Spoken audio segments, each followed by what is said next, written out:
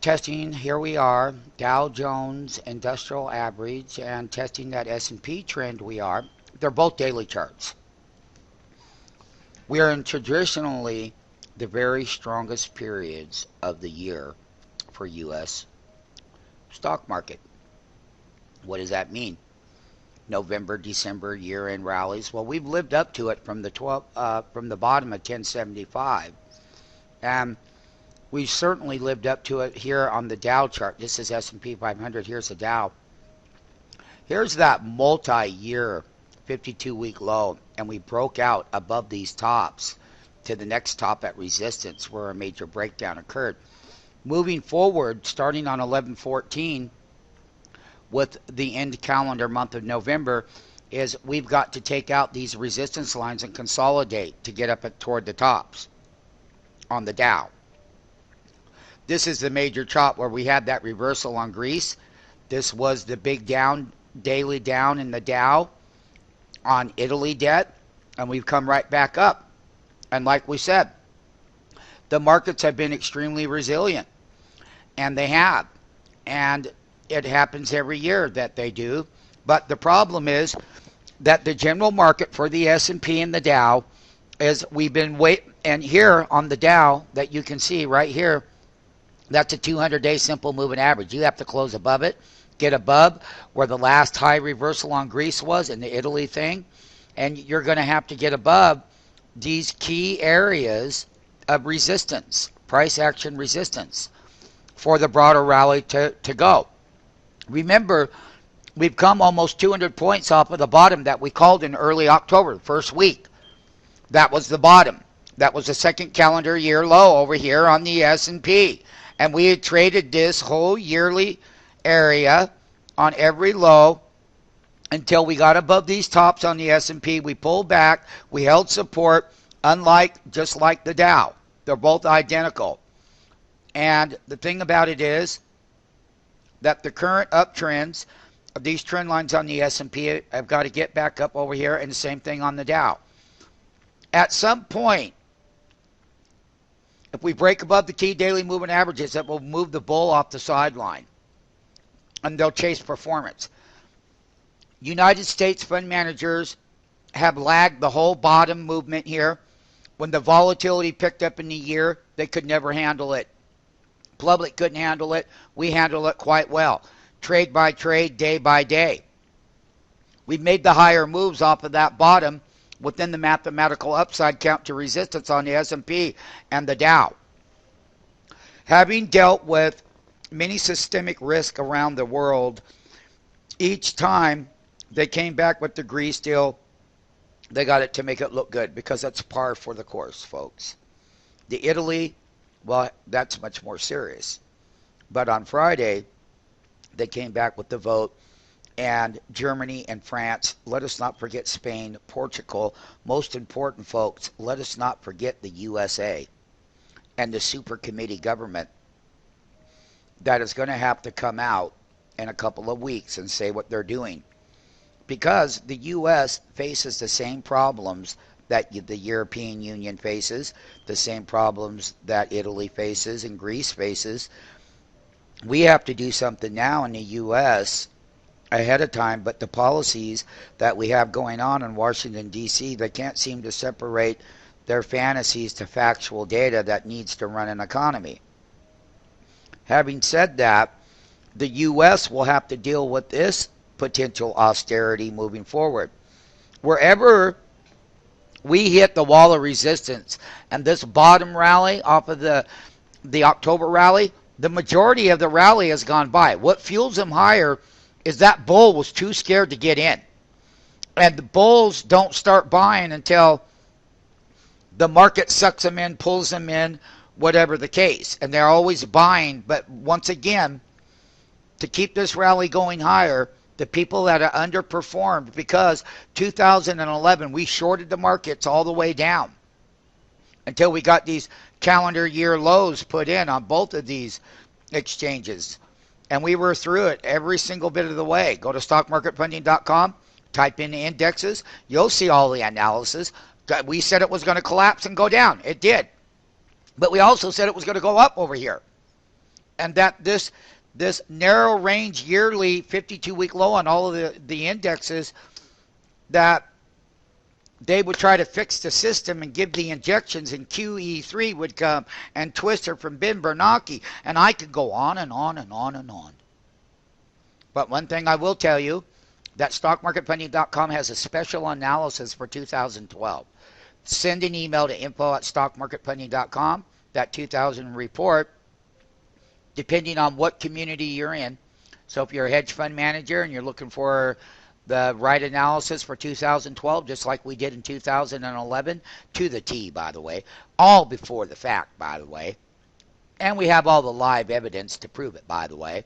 The next thing is here, that when we're done with this count of the yearly 2011, which is coming to an end, once the upper end of the count fails, which it will, we don't believe that anything that has happened is going to be good. That's a 2012 deal. However, everything starts with the honeymoon around the world in the financial system. Italian bonds went above 7%. Markets sold off heavily. Both the Dow, look at that haircut down here on that daily chart. Look at that haircut here. And then guess what? Everything's going to be okay overnight. And here we come back up. We don't care. The end of the top end of the rally still has more room to go. It's where that bull, an underperforming asset manager, is going to come off the sideline, come in and chase the equities to the high, where eventually we will sell them and they'll have big reversals again like this and like this. And we'll have big reversals like we had over here in the S&P. Once that count finishes the upper end. Look, moving into next year and how we close out 2011 is these people are playing catch up and trying to get back as much money they have been lost. There was a lot of margin debt selling, a lot of big funds like Goldman Alpha Fund. They lost $2 billion. What kind of risk management is that? Look at MF Global. The whole firm went under and went into bankruptcy over one trade out of Europe. Come on. Give me a break. The thing about it is how do I understand the world, and where is the world going to go, and what good's it going to do me if I don't know before the fact? We are before the fact each and every time. We have the analysis to prove it, so I would be listening if I were you. Because if you're an innocent bystander that holds a portfolio, the poor investor who doesn't understand the things that go on in these markets, when you do get the rallies, just like we told people up here, sell into them. Whether they're going to recover and you're professional enough to be able to keep up with it, sell into the news. We'll be looking how we challenge these top resistance levels in the structured 52-week low process. They go up and they hit, but at some point they're going to fail. Now, how much of that Santa Claus rally has already been baked into the cake? Buddy, a lot of it's already gone by. 1075, you're up 200 handles. That's normally what would be happening in November and December. But you got to learn that we teach you, well, why is it time to be more aggressive? The more resistance levels, when we break out and we go up and challenge other resistance levels, that good year-end rally is being baked right into this cake. And January 2012, I will be short and below the market. Once this rally goes up and fails, the put side will be cheap, and I'll make a lot of money. Because why? I'll be on the other side at the very cheapest price. And why? Is because none of it's going to be sustainable, but it's good for the rallies right now. You don't fight the tape. You don't fight the Fed. You don't fight the worldwide liquidity injection. First, you let them play out. Then the recessions follow. Europe's already in one. So is the U.S., if you ask me. Everybody claims that it's different. GDP's up, and all the economists, 8,600 of them were wrong in 2011. A year ago, they were talking about how great it was going to be, but we were on the other side of all of it, and we miserably came down to the bottoms in this part of the year, and we were right. They were wrong. Geithner, Bernanke, all of the people that you listen to, they were quite wrong, because the bull went straight down into miserable areas down here, both in the S&P and the Dow. And by the time the bulls are all sold out at the bottom, as they were, they would never know how to get back in net long. And all as the move would go higher and higher, they would be sitting on the sideline terrified.